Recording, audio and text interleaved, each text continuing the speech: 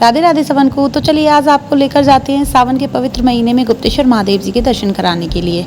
तो चलिए, और ये जो खेत आप देख रहे हैं ये है मूंगफली के खेत। यहाँ पर ये मूंगफली की फसल उगाई गई है। यहाँ पर इस समय मूंगफली और मक्की दोनों की फसलें सभी के खेतों में दिखेंगी। और ये जो महिला है ये अब समय जो हो गया है शाम का है, तो इस समय जो समय होता है वो है अपने घर की ओर वापसी का। तो ये भैंसों को चराते हुए अपने घर की ओर वापस आ रही है।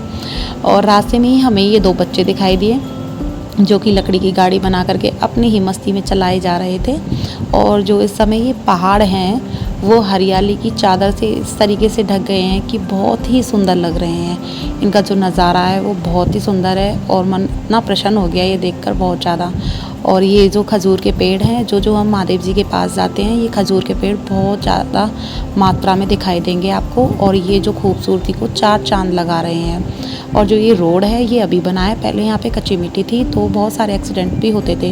वो मिट्टी भी बहुत चिकनी थी, बरसात होते ही वो मतलब स्लिप हो जाती थी बाइक बहुत लोगों की। ये लेकिन अब तो यहाँ पर रोड बना दिया है तो अब जाने आने में और भी आसानी हो गई है। और महादेव जी जो विराजमान है वो पहाड़ के ऊपर, बहुत ऊपर और छोटी सी गुफा में विराजमान है। और यहाँ पर दूर दूर तक, कम से कम 2 से 3 किलोमीटर दूर तक कोई गांव नहीं है और ना ही कोई आबादी है। यहाँ पर सिर्फ कुछ दुकानें हैं जो कि सोमवार या सावन के महीने पर ही खुली रहेंगी।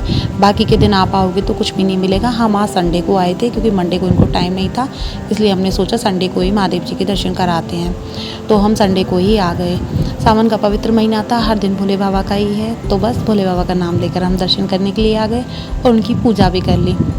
इसके बाद की जो वीडियो है हम बना नहीं पाए। इसके बाद जो फ़ोटोज़ क्लिक किए वो ही मैंने इस वीडियो में एडिट कर दिए हैं। और जो ये आप पीछे से पहाड़ देख रहे हो, इन पहाड़ों में से सीढ़ियाँ जा रही हैं जो कि मांडलगढ़ के फोर्ट के लिए जाती हैं। वहाँ फोर्ट से मतलब इस तरीके की कहानी है लोकल लोगों की कि जो किले से महारानियाँ होती थीं वो इन सीढ़ियों के जरिए गुप्तेश्वर महादेव जी दर्शन करके जलाभिषेक करके वापस इन्हीं सीढ़ियों से महल के लिए चली जाती थी।